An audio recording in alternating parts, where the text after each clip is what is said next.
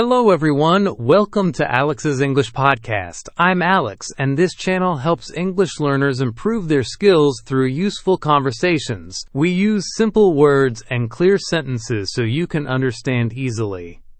Today I'm talking with my friend Anna about time management skills for young professionals. This is perfect if you're starting your career or want to be more productive at work. Let's start our conversation. Hi Anna, welcome back to the podcast. Hi Alex. I'm excited to talk about time management today. This is something I really need help with. Perfect. You just started your first job 6 months ago, right? How has it been managing your time at work? It's been really difficult. In school, I had a clear schedule. Classes were at specific times, and homework had due dates. But at work, everything feels different. That's a common problem for young professionals. Can you tell me what feels most challenging? Well, in college, my day was planned for me. Now I have to decide what to do and when to do it. I feel lost sometimes. That transition from structured academic schedules to flexible work environments is really hard. What else do you notice? My boss expects me to know things, but I'm still learning. I want to do well, but I don't have much experience yet. So you're balancing high expectations with limited experience. That's stressful. Do you find yourself working extra hours to prove yourself? Yes, exactly. I stay late almost every day. I'm worried people will think I'm not good at my job. That sounds like imposter syndrome. You feel like you don't belong, so you overwork to compensate. Many young professionals experience this. Is that normal? I thought something was wrong with me. It's very normal. Let's talk about some fundamental time management principles. First, do you know the difference between being busy and being productive? I think so. Being busy means doing lots of things. Being productive means doing the right things. Exactly. You can be busy all day but not accomplish anything important. Quality matters more than quantity. That makes sense.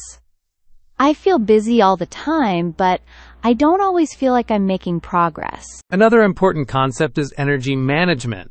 Do you notice times when you feel more focused and energetic? Yes. I'm usually most alert in the morning, around 9 or 10 a.m.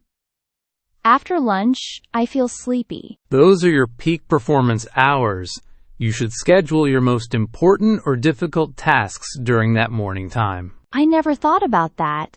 I usually check emails first thing in the morning. Try switching that routine. Do your hardest work when your brain is fresh. Check emails later when your energy is lower. What about saying no to things? I feel like I have to say yes to everything. Learning to say no professionally is crucial. You can't do everything well. It's better to do fewer things excellently than many things poorly. But how do I say no without seeming lazy or uncooperative? You can say things like, "I'd love to help, but I'm focused on Project A this week. Can we discuss this next week?" Be polite but clear about your priorities. That sounds reasonable. What tools should I use to stay organized? Let's talk about essential tools and systems. Do you use a digital calendar? Yes, but just for meetings. I don't really plan my other work. Try time blocking. Put all your tasks in your calendar, not just meetings. This helps you see how much time you really have. What's time blocking exactly? It means scheduling specific times for specific tasks. For example, 9 a.m. to 11 a.m. work on monthly report, or 2 p.m. to 3 p.m. answer emails. That sounds helpful. What about task management? I write things on sticky notes, but I lose them. Try a digital task management app. There are many free options. Find one that's simple and easy to use. The best system is the one you actually use. Any recommendations? Some people like simple to-do list apps. Others prefer more complex project management tools. Start simple and upgrade later if needed. What about email? My inbox is always full. It stresses me out. Email management is crucial. Try checking emails at specific times instead of constantly. Maybe 3 times per day. morning, after lunch, and before leaving work. But what if something urgent comes in? Most things that seem urgent aren't really urgent. If it's truly urgent, someone will call you or find you in person. That makes sense. How do I prioritize tasks when everything seems important? Great question. Do you know about the Eisenhower matrix? We talked about it in our procrastination episode, but can you explain it again for work situations? Sure. Divide tasks into 4 categories. First, urgent and important. Do these immediately. Second, important but not urgent. Schedule these. What are the other 2 categories? Third, urgent but not important. Delegate these if possible. Fourth, neither urgent nor important. Eliminate these. Can you give me work examples? Of course. A client emergency is urgent and important. Planning next quarter's goals is important but not urgent. Some meetings might be urgent but not important. Checking social media is neither urgent nor important. I think I spend too much time on category 4 activities. Most people do. The key is recognizing this and making better choices. What about competing deadlines? How do you handle those? That's really hard. Sometimes my boss gives me something new when I'm already busy with other projects. Communication is key here. You can say, I'm currently working on Project X with a deadline of Friday. Should I prioritize this new task instead, or can it wait until next week? That way I'm not saying no, but I'm showing my current workload? Exactly. You're managing up, keeping your supervisor informed so they can make good decisions about priorities. What about daily routines? I feel like my days are chaos. Building effective daily and weekly routines can really help. What does your morning routine look like now? I wake up, shower, grab coffee, and rush to work. Then I usually feel scattered all morning. Try adding 10 to 15 minutes of planning to your morning. Review your calendar and to-do list before you start working. This helps you feel more in control. What about weekly planning?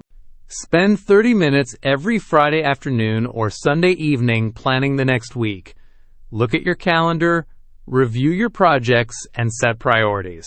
That sounds smart. What about the end of the workday? Create an end-of-day routine, too.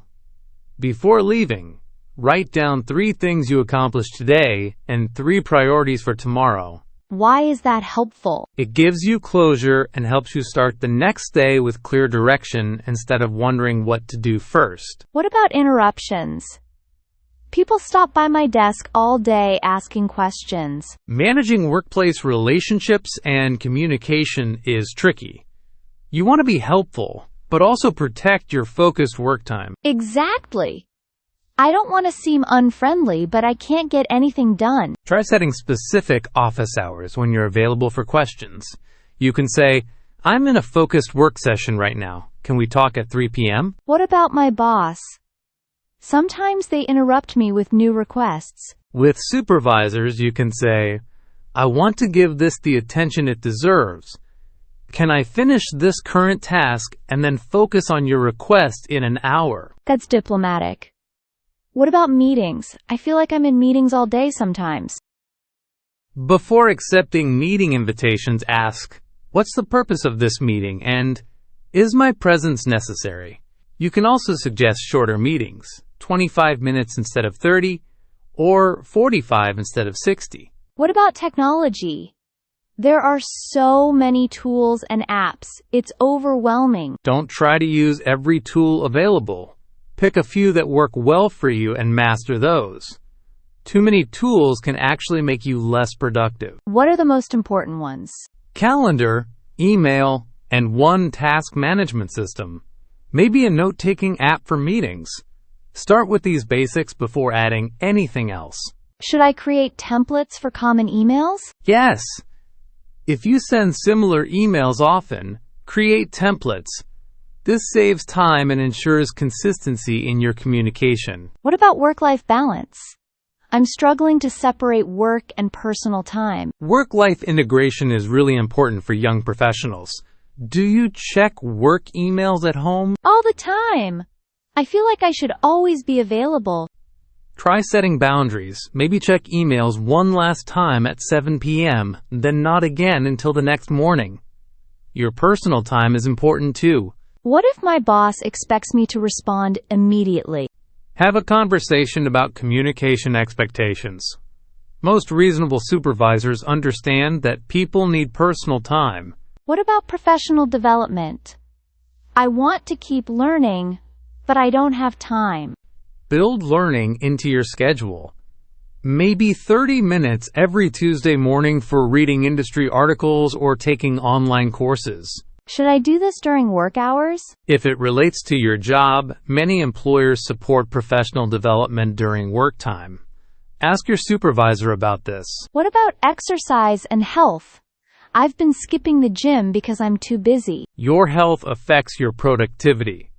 A 30-minute workout can actually give you more energy for the rest of the day. It's an investment, not a waste of time. That's a good way to think about it. What happens when my time management fails? Sometimes I still have bad days. That's completely normal. Everyone has setbacks. The key is learning from them without being too hard on yourself. How do I learn from failures? At the end of a difficult day, ask yourself, what went wrong and what could I do differently next time? But also ask, what went well today? Why focus on what went well? Because you want to repeat successful behaviors. Celebrating small wins keeps you motivated to continue improving. What about getting feedback? Should I ask others about my time management? Yes. Ask your supervisor, how am I doing with deadlines and priorities? Or, do you have suggestions for managing my workload better? That's scary, but probably helpful. It shows you're committed to improvement. Most managers appreciate employees who ask for feedback. As I get more experience, will time management get easier? Yes, but you'll also get new challenges. Your responsibilities will grow, so you'll need to keep developing these skills. What about long-term career goals? How does time management help with that? Good time management now builds habits that will serve you throughout your career. It also frees up time for strategic thinking and relationship building. So it's not just about getting through each day? Exactly. It's about creating space for the things that will help you grow professionally. Networking, learning new skills, working on high-impact projects. This has been so helpful, Alex. Let me summarize what we discussed. Young professionals face unique challenges transitioning from school to work. Right. And the key is understanding fundamental principles like the difference between being busy and being productive. We need good tools and systems for organization, but not too many. Simple is better. Don't forget prioritization techniques and building effective routines. These create structure in your flexible work environment. Managing relationships and communication is important too. We need boundaries but also want to be collaborative. Technology should help us, not overwhelm us. And work-life integration is crucial for long-term success. Finally, setbacks are normal. We should learn from them and keep improving our systems. Perfect summary. What's the most important takeaway for you personally? I think it's that time management is a skill I can develop. I don't have to be perfect immediately. That's exactly right. Start with 1 or 2 strategies and build from there. Small improvements add up to big changes over time. Thank you so much for this conversation, Alex. I feel much more confident about managing my time at work. You're welcome, Anna. I'm sure our listeners will find this helpful too. Thank you for listening to Alex's English Podcast. We hope today's conversation about time management skills for young professionals was valuable for both your English learning and your career development. If you're just starting your career or want to improve your productivity at work, remember that these skills take practice. Be patient with yourself. If you enjoyed this episode, please subscribe to our channel for more useful conversations in simple English. We cover many topics that help both your language skills and your professional life. We'd love to hear from you. Please leave a comment below and tell us about your experience with time management at work. You can also share which strategy from today's episode you want to try first. Maybe it's time blocking, or setting up an end-of-day routine, or learning to say no diplomatically. And if you have other workplace topics you'd like us to discuss, let us know. Your suggestions help us create content that's truly useful for English learners like you. Don't forget to hit the like button and share this episode with friends who are also learning English or starting their careers. Together, we can all improve our skills. Keep practicing your English, and remember, good time management skills will benefit you throughout your entire career. See you in the next episode of Alex's English Podcast. Until then, manage your time well and keep learning.